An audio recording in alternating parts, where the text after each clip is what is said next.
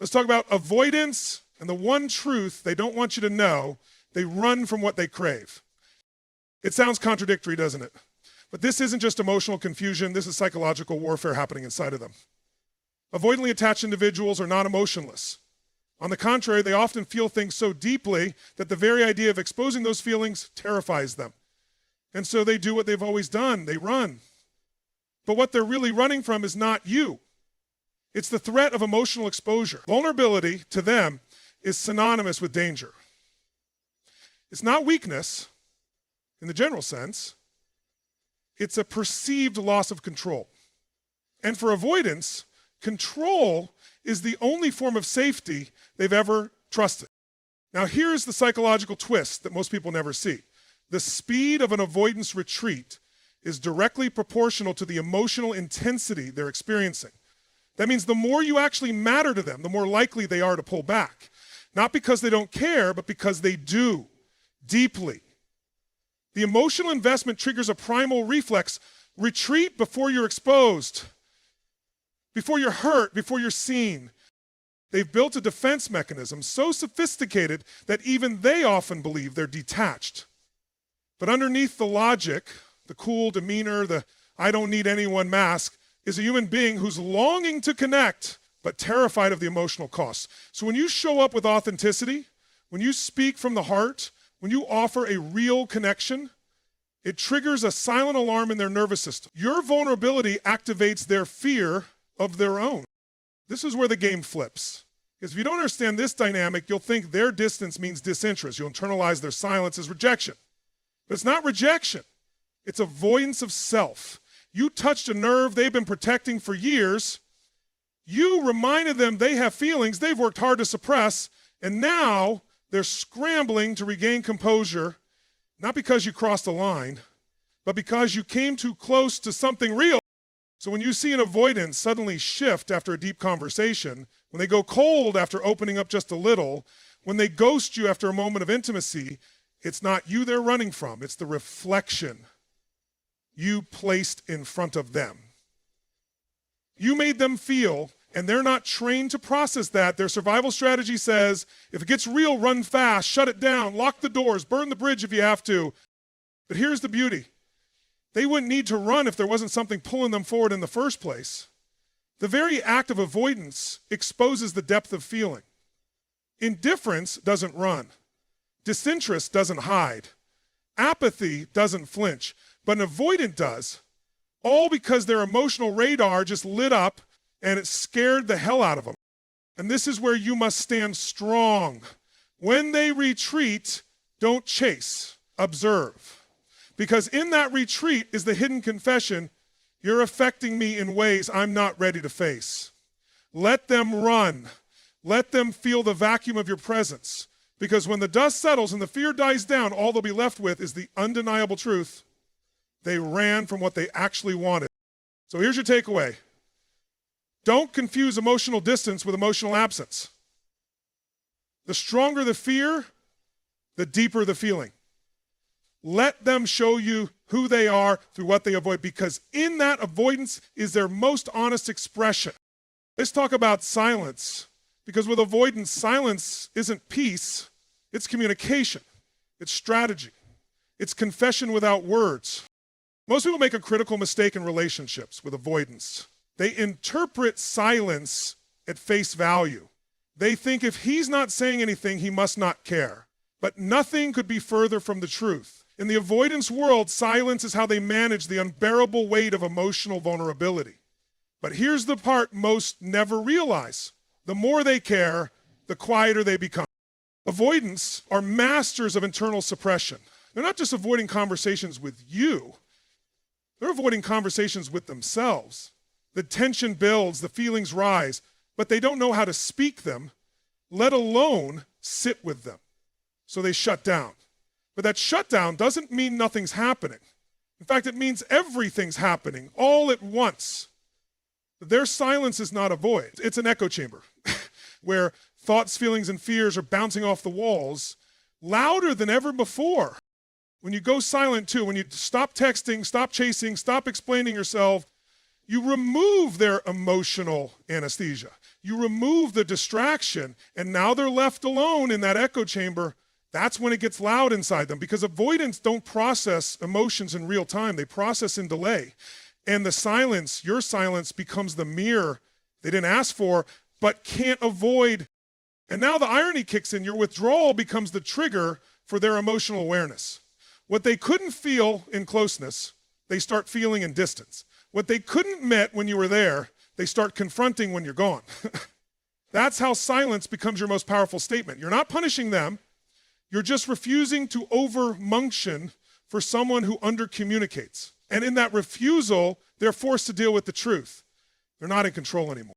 Avoidance needs space to feel safe.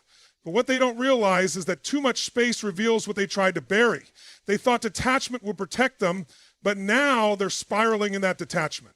They thought silence would numb the bond, but now they feel the weight of it. This is what no one tells you.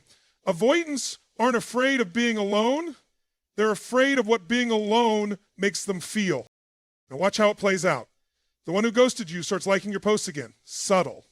The one who said they needed space begins dropping breadcrumbs. Quiet.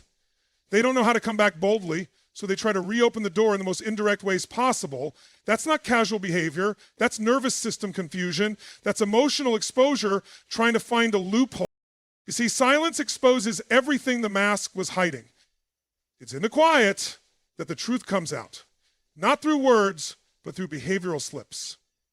That's where the avoidant's true emotions leak. Because when someone truly doesn't care, they stay silent and steady. But when someone cares and can't admit it, that silence becomes unstable. It starts to fracture. It starts to twitch. It starts to turn into subtle panic.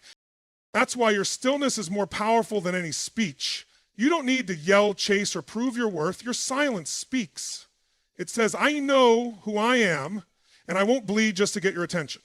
And that unnerves the avoidant more than anything, because now they're not just avoiding you, they're avoiding the feelings you awaken. So remember this, when you stop speaking, their mind starts screaming. Let that silence do the work. Let it reveal what words would only distort. Because in that quiet space between connection and fear, their hidden feelings are no longer buried, they're exposed. Let's dive into one of the most misunderstood dynamics in relationships with avoidant individuals.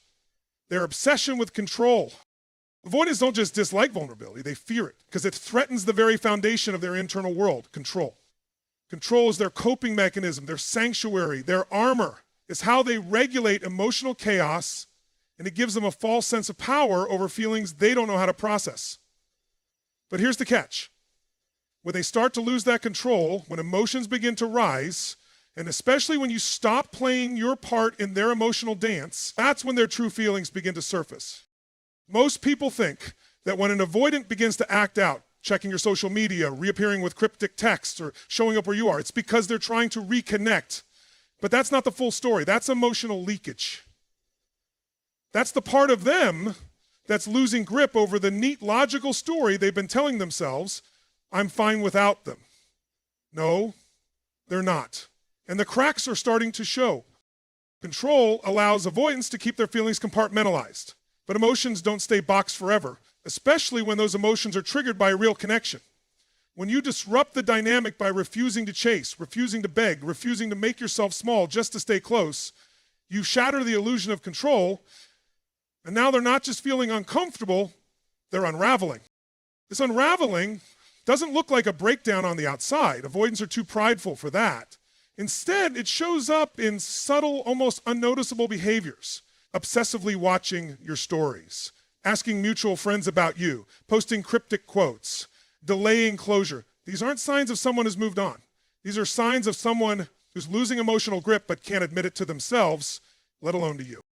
Think of it like this. An avoidant builds a house made of logic. Every wall is constructed to block out vulnerability. But love, real deep emotional love, is not logical. It seeps through cracks. It doesn't ask permission. And when they can no longer manage the internal chaos using logic alone, their behavior becomes their confession. They don't know how to say, I miss you. So instead, they try to control proximity. They don't know how to say, I'm afraid I lost you. So instead, they watch from a distance. They don't know how to say, I regret pushing you away. So they try to regain control of the narrative by slowly re-entering your world without ever addressing the truth. What you're seeing in these moments is not strength, it's fragility dressed in pride.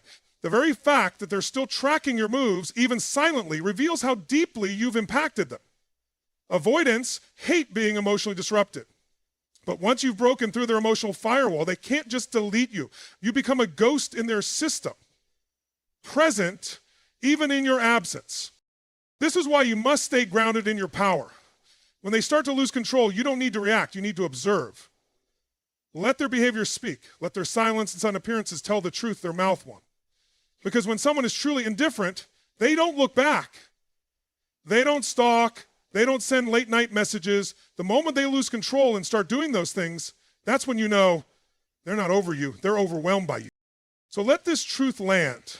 Emotional control is their shield, but your emotional stability is their trigger. You don't need to chase them, fix them, or explain anything. Let their loss of control be the very thing that exposes what they tried to hide all along. The fact that you mattered more than they ever dared to admit. Let's explore something that very few people talk about. The paradox of distance. Avoidants crave it. They need it. They build their entire identity around it. Distance is how they feel safe, how they breathe, how they keep emotions at arm's length. But here's the twist. The very thing they use to protect themselves is also the thing that begins to expose them. Because when you give an avoidant distance, not in bitterness, not in passive aggression, but from grounded self-respect, you unknowingly open the door to something they didn't expect, emotional recognition. Avoidants don't process intimacy the way securely attached people do. They often feel smothered by emotional closeness because they equate intimacy with loss of self. Somewhere in their past, maybe in childhood, maybe in a toxic relationship, they learned that closeness means vulnerability, and vulnerability leads to pain. So they pull away, not because they don't care, but because they've linked connection with danger. But when you give them space, real space, not space filled with anxious texts or subtle check-ins, you activate something that changes the game. That distance forces them to sit with the echo of your absence. No more distractions, no more emotional buffer. And the irony, that's when they begin to feel you the most. You see, while you were present, they could manage the connection, they could maintain emotional control. But now that you've stepped back, something strange starts to happen. Their thoughts circle back to you, their routines feel different, their mind begins running simulations. What if I lost her for good? What if she doesn't reach out? What if she actually moved on? And in that moment, they're no longer avoidant. They're emotionally exposed and they know it. Avoidance, fear vulnerability, but they also fear regret. And when your distance stays consistent, not punitive, not dramatic, just clear and calm, it creates a psychological mirror. Now they have to confront what they pushed away.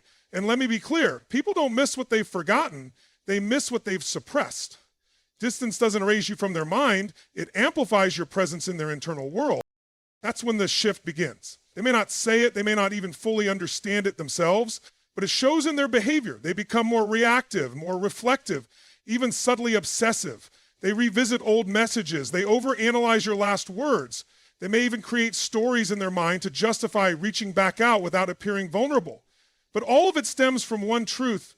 Your absence made them confront the feelings they were trying to outrun. And here's what separates emotional amateurs from those who've done the work. Emotional maturity doesn't chase connection. It creates space for the right connection to recognize its value. If you constantly close the gap for the avoidant, they'll never feel the impact of losing you. But if you hold your ground, if you lean back with clarity and peace, you give them something powerful, the experience of missing you. Not from punishment, but from presence. Distance, when used with intention, is not a threat. It's a diagnostic tool. It shows you where the emotional bond really stands. If the connection was shallow, the space will break it. But if the connection was real and buried under avoidance, the space will force it to surface. Either way, you win. Because clarity always follows distance. So let this settle in your soul. Emotional distance doesn't disconnect the bond, it reveals its depth. When you step back and they still feel you, you've done more then communicate. You've left a mark. Let the silence teach them what your presence never could. Let's talk about the moment an avoidant realizes they've lost control, not of the situation, but of themselves. Avoidants work tirelessly to maintain emotional distance. They prefer to be the one who detaches first. Why? Because if they leave before they feel, they don't have to risk vulnerability. They pride themselves on being unbothered, emotionally autonomous, self-consumed. But what happens when you no longer chase them? When you stop feeding their illusion of control? That's when the storm brews beneath their calm exterior. That's when the quiet panic sets in. Here's the truth most people never realize. The avoidant doesn't fear you. They fear what they feel around you. And when those feelings begin to rise, they retreat to preserve their sense of identity. They ghost, they distance, they go cold. It's not that they've stopped caring. It's that they've started caring too much, and they don't have the internal tools to manage it, so they default to what's always felt safer, running. But when you don't follow, when you stand still and stop trying to make them feel safe at your own emotional expense, that's when something powerful happens. They realize the narrative they built no longer works. The story of I'm in control, I can detach, I don't need anyone, starts to crumble. And as that false stability dissolves, so does their emotional avoidance. The mind of an avoidant is full of contradictions. They crave closeness but resist it. They want love but push it away. And when you're no longer there trying to fix or understand them, they begin to face the truth they've been avoiding for years, that their fear of vulnerability has cost them something real. That's where the emotional spiral begins. They might not show it externally, but internally, the loss of emotional dominance is disorienting. Their brain goes into overdrive. Why hasn't she reached out? Why doesn't she need me? What if she actually meant what she said? What if she's done? And just like that, the avoidant becomes emotionally hijacked by the very feelings they've tried to escape. They may not understand it, but they're feeling everything all at once. Regret, curiosity, longing, and even shame. And this emotional overload doesn't just crack their defenses, it exposes the deeper truth. They cared far more than they were willing to admit. But let's be honest, this isn't about you winning some emotional power struggle. This is about understanding that the stillness you created by stepping back became the stage for truth to surface. The moment they realize they're not in control anymore, it isn't about punishment, it's about revelation. It's when the avoidant stops playing chess and starts feeling the weight of every move they made to avoid connection. And what you're seeing now, if you're paying attention, is emotional vulnerability trying to speak through indirect actions. It's the late night likes, the out of nowhere texts, the breadcrumb trail of I'm thinking of you, but don't know how to say it. These aren't games, they're coping mechanisms. They're symptoms of a heart that's waking up after years of emotional sedation. And this is where you have the power to shift everything. Not by chasing, not by explaining, but by staying in your truth. Because when someone finally feels the cost of avoiding love, that's when transformation becomes possible. Not before, and not through pressure. So hear me clearly. The avoidance loss of control is not your signal to re-engage. It's your confirmation that the silence spoke louder than words ever could. Let it speak. Let them feel what it means to miss someone who finally chose themselves. Because only when the illusion of control shatters can the truth of connection finally be seen. Here's where it all comes full circle. Because at the core of every avoidance behavior, beneath the emotional suppression and the illusion of detachment, is one undeniable truth. Avoidants feel more than they ever let on. They're not emotionally dead. They're emotionally guarded. And the more they care, the more they suppress. That's the great contradiction. You see, avoidants don't disconnect because they feel nothing. They disconnect because they feel too much and don't know how to process it without feeling exposed or weak. Vulnerability to them is dangerous. It threatens the fragile emotional boundaries they've constructed to survive. So when their feelings for you start to grow past their control, they begin to retreat, not because you're wrong for them, but because you're real to them. This is the part people misread the most. You'd think if he cared, he wouldn't pull away. But in the avoidance emotional coding, pulling away is how he copes with care. It's not logic. It's defense. It's like trying to hold back a wave with a dam built from childhood trauma and broken past relationships.